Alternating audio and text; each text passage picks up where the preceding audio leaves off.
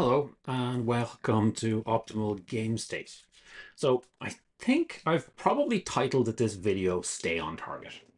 And what I want to talk about today is about distractions. Distractions from your end goal, which is getting a game on a table, nicely painted, and having something that you and a mate can enjoy. I'm terrible for that. I often will work my way through a project so far until I kind of get distracted and I kind of get bored, and then I'll move on to something else. So as fate will have it, as you can see, I've started painting these Celts, which I got in War Games Illustrated. Um, I should be putting these to the side. It was kind of interesting to kind of get them this far. So that's the sprue all laid out. Um, yeah, it's kind of a taster for me just to kind of see what I think, what the historical war game side of things will do. I do some bolt action armies. But I'm quite interested in some of these warlord epic. Maybe not necessarily Hail Caesar. Uh, Tragically, Waterloo was kind of calling to me as a temptation. Anyway, that's an aside. So I shouldn't be looking at this because this isn't even a game that I want to play. Hail Caesar Celtics or just a sprue I had, and it just kind of looked interesting. Now that's fine. You are allowed to do that. You are allowed to paint models to enjoy them. That's okay, and don't forget that. But there are other things I should be doing. So this is what I actually should be doing. I should be working on this Civitas Imperialis uh, sector. Civitas Imperialis Administrator. I have more boxes there. I've got this and then a runes box. Some of the Manufactorum one. I've got a good chunk. I have been enjoying the hell of Legion Imperialis. I've had a few games with my friends, and every game I come out, I enjoy. That would help. I have been playing on the scenery for my mate. If I put together this scenery, I'd be able to put together something for myself. But one of my friends has expressed an interest in playing Titanicus, which, again, is another game I love. That's what I should be doing. That is not what I'm going to be doing. Because today, this week, this is what I'm interested in. Can we get a decent shot on him? I might put up pictures of them afterwards. This is Andor in Cassian Andor from Atomic Mass Games as part of their Legion. So it's a 28mm version rather than they're also doing the slightly larger scale version. I also obviously got K2SO. So, Andor's been a lot of fun. Kind of hard to avoid it. So what I'm doing at the moment, what my current plan is to take K2, take Andor, and try put together a game. Now, Star Wars Legion is something I probably will look at eventually, especially because I'm already putting together some models. But I was going to hold off until the bigger packs come out. So they do have some new models that are coming out. They've got new rows that are out, but they've got starter army packs for the new edition, which I'm very, very interested in. And I don't think they're coming for another 2 or 3 months. So there is a skirmish version of Star Wars Legion, but I was going to hold off on that for the time being. But I really want to play some Star Wars, and I really want to play some skirmish game. So we're going to try some Stargrave, and we're going to look at what Stargrave would involve. Now, kind of.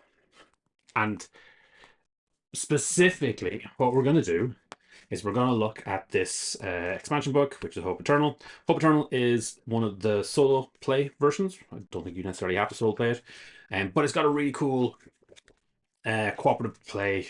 Well, solo or cooperative play. It's got a really cool story to kind of work your way through, which is kind of fun. So what I was thinking in this kind of Hope Eternal campaign was we might take the first mission. And if I take this first mission and I'm able to put together a game of it, then maybe I can look at the second mission. So this first mission is called Access to Codes. So the idea here is that you are going into a town and you're trying to get into one of the buildings that has some access codes. So you kind of bluff your way in or you can shoot your way in. There is basically a bunch of buildings around. There's a central building. I think there's 2 areas inside the building. So yeah, it contains 2 rooms, but we don't know which one is which. So one of them will have a computer terminal in it, and then the other will have some physical loot tokens and stuff, and some more enemies. Okay, so I need to get myself some terrain. I need to get some boards. I do already have some boards that I could probably use. Like, there's nothing wrong with using some like Kill Team 40k ones. But long term, I would like to get my hands on something else. I'd like to get maybe a Tatooine desert board. But we're going to try focus. We're going to try stay on target. We're going to try get one of the boards we have for Kill Team or Warcry because it's a good size. We're going to get some buildings. Now, let me just pause this here for a second. Okay, so what I was doing is I was having a quick route around. So I do have a couple things. Ooh. So I have a bunch of the Infinity scenery. So Infinity do actually a great job. They do a great series of cardboard terrain. And one of the clever things you can do is you can actually put the boxes of the models you got in to make them really, really sturdy and secure. Yeah, there's my Greba. So we've already got some sci-fi themed terrain. That's pretty cool. I also haven't used it in a while. We do this. So this is a nice chunky MDF building. And this will probably serve as our central building. You can see it's got a door here. It's got a door over here. So we can divide it into 2 different areas. We can put maybe a split down the middle somehow. And that will be our target building in the middle. There's also, again, lots of spots that we can have over top. You've got some of these. Put these aside. And yeah, the Infinity guys are great for a ton of that. I also have Halo. And Halo obviously has a similar setup with a lot of nice cardboard terrain that you can do stuff with. I can show off my red versus blue all painted up. That'll come up. Anyway, so point here is looking around at my collection. There's a bunch of here's the map we might use. There's a bunch of scenery that I can use for a Star Wars game. So we're okay for that. Now, looking at it long term, there's a lot of really, really nice resin terrain that's very, very Tatooine focused. And I would like to get a mat.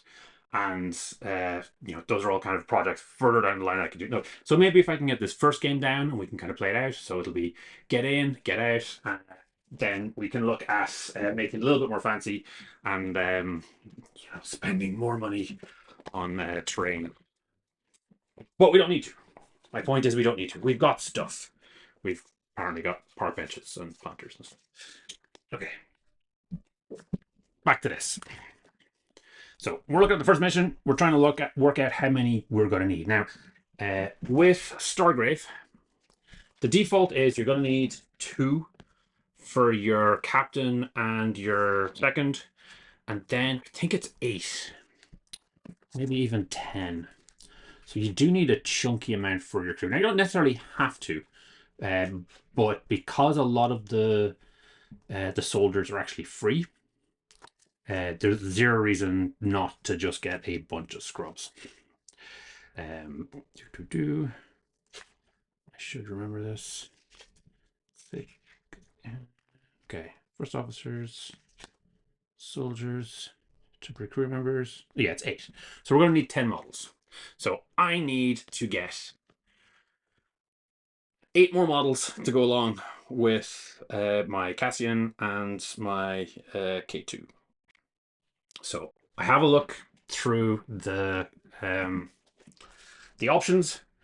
I'm gonna try to put a picture here, and this is the best one I can think of. The Rebel Sleeper Cell seems to tick most of the boxes. It's got a lot of what feel like civilians who've been radicalized and are trying to overthrow the Empire, and it's got a cool droid, which could be a bit of fun, and we can then go through.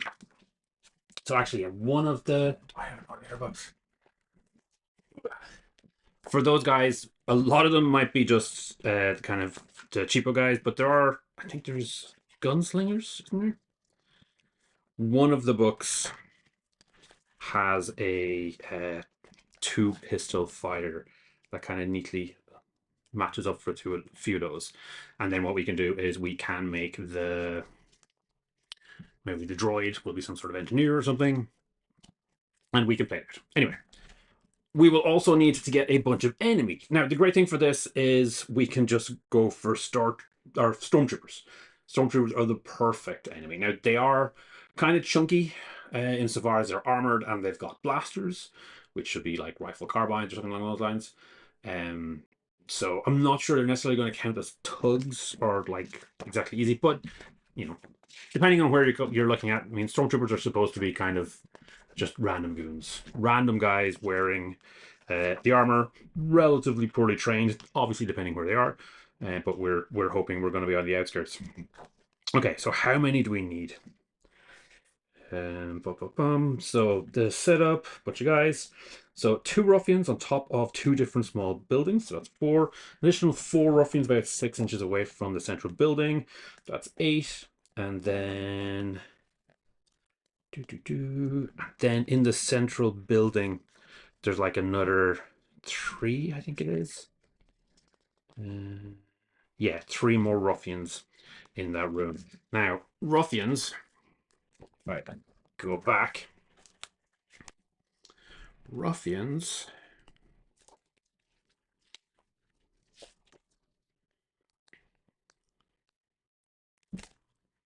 are one of the weaker ones, aren't they? Oh, you can't hire them as ruffians. Okay, so they're at the back somewhere.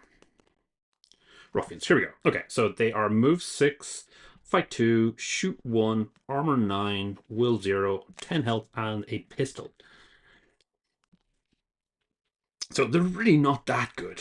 These guys probably are a bit strong even for our stormtroopers, you know, maybe wouldn't qualify as ruffians. So for the ruffians, maybe we should be looking at one of the pirate crews. Like one of the... There's a big box that you can get with 3 different ones. So you get like the Super Mandalorians and then the 2 criminal gangs. So maybe you could go with one of those, 2 of those. How many's in a box? Okay, let's have a quick look. Okay, here we go. So this is from the Shadow Collective. So this starter set is out and about. You can still get it for some pretty good deals. And yeah, it's got lots of random ruffians. So what we could do is we could use the Black Sun and we could use the Pike as ruffians, I guess. And then we could have those for a bit of fun later. So how many we're talking about? We're saying we needed 1, 2, 3, 4, 5, 6, 7, 8, 9, 10, 11. So if we were to get the box, then that would be 1, 2, 3, 4, 5, 6, 7, 8, 9, 10, 11. It'd be perfect. We can see that these guys, the Black Sun Enforcers, do seem to have pistols of some sort. So that works out. We could do those ruffians. And the Pike Syndicate are similar. Again, we're looking at pistols, maybe the occasional rifle, and occasional melee thing, and then we've got some bosses. So that could work pretty well. I have to admit, though, I'm not entirely sold. It doesn't really feel... I mean, it's probably a good idea, but it doesn't really feel like it is proper Andor, basically. I think we need something from the Galactic Empire. Now, the Stormtroopers are just out. There are new Stormtroopers that aren't showing on this for some reason. Ooh, so many nice things. And then some fancy stuff. So, I really like the look of this. Not really relevant for this particular one, but I think it could be fun for a different mission. Ooh, too far. Just a bunch of stormtroopers could be good. So that will be whatever the equivalent of this new box is. And then what about the scout troopers? Do they have pistols? Currently unavailable. Scouts. Yeah, maybe they'd be good. Get a bunch of scouts. But again, look, scouts are something that's going to be in that big box, and it's the same for the stormtroopers. Now, what I have done what I have done is I got myself some shore troopers. So that's the Cassian and the boys. I magnetize the bases, and there's on a little bit of metallic strip. So these are actually arguably a little bit better than stormtroopers, because these are supposed to be kind of like officers commanding the stormtroopers around. I guess that's how they managed to get the cushy job, um, being at the Baywatch equivalent of stormtroopers. So this is what I have so far. It's not quite matching what I've got in for ruffians. Now, what I can do is I can play them as ruffians, and yeah, and just like shoot with the pistols, and that'll make Cassian and the spies feel a little bit more awesome. What I do need is I do need to get my hands on. We're saying 9 of those. I have got. Okay, I don't think we can really count the mortar, so that's out. I've got 1, 2, 3, 4, 5, 6. So I've only got 6 of these. These were very nice because they only cost me, I think it was 26 euros. So they were nice and cheap. And the reason they were so cheap is because they were for the old version. So yeah, obviously this is going through a bit of a change. And they were in German. So being a European, I do occasionally have the fun of my Amazon list and my eBay being flooded with German and Spanish and Italian versions of games, and normally I'd be trying to avoid them, but in this case, because we're going to be discarding cards for the new edition, it actually kind of makes sense to pick them up. They're a little bit cheaper, so I got a really good deal on those. I need more. I need more. So I could get another box of those, and then that would be enough models to kind of play through with this. Should I do that? That's probably what I should do. But we're not there yet. So we're doing these things one step at a time. One step at a time. As I mentioned earlier, I do have the Rebel Sleeper Cell on the way. So this is my favorite store in Ireland, Air Hobbies. And yeah, so we have how many? In the box. 1, 2, 3, 4, 5, 6, 7, 8. And then that'll go with the Cassian, and it'll go with K2, and then I'll have 10. So I'll be able to play. I'll be able to make a Stargrave team with the 10 there, and I just need to work on bad guys, or alternatively, another team for the other side. As I said, I already have shore troopers. That box with the criminal syndicate. At some point, I probably should get it, but what I really want to do is I want to try and make the classic version. Now, I do need to actually paint this up. That might take a while, but I just need to focus on it. I need to stick to it. So that's why I'm saying stay on target. And once I get this, then I can decide what the next step is. So with the amount of troops I have, it doesn't really matter what I get, as long as I get a box. Like if I'm looking for about 10 fighters, I just need a box with at least 5. And that can be pretty much anything that I'm looking for. So what do we currently have? And yeah, I'm looking for essentially stuff from the Galactic Empire. I'm looking for the old classic stuff. So you can see those shore troopers. So 25 was a pretty good deal. I do quite like these riot control guys. They do feel very Andor, and actually facing off these with maybe a couple of those shore troopers.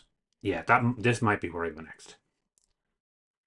So this, if you've watched the show, this kind of feels like Gorman.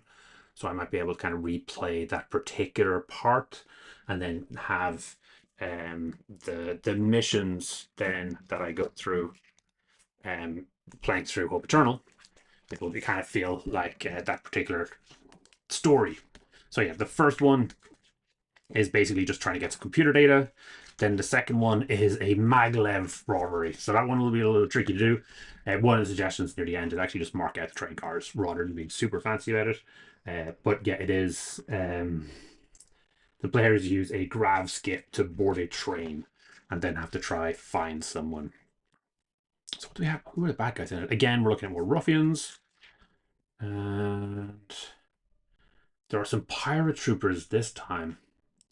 Hmm. So again, I kind of feel like this is, yeah.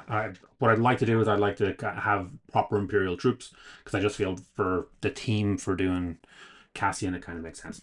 Oh, all right. So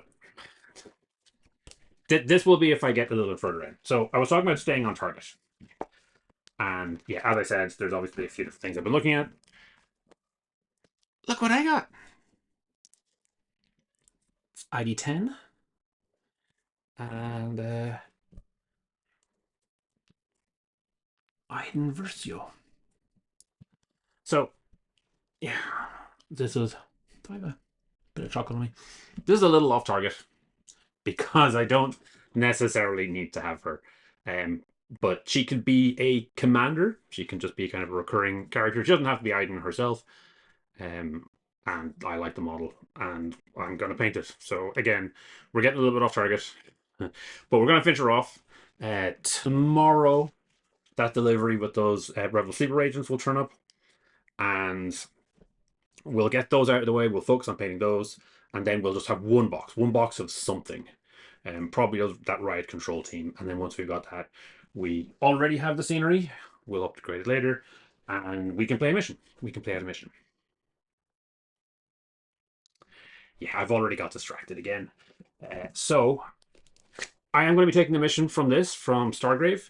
But what I'm going to do is I'm going to mix things up. Now, I have said things like this before, and people have said to me, why don't you just play it in Stargrave?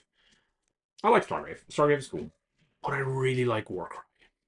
So, what we're going to do, and what I have been doing, is we are going to do a Star Warcry variant. So I'm going to take the Warcry core rules. I'm going to write up a bunch of profiles for these guys.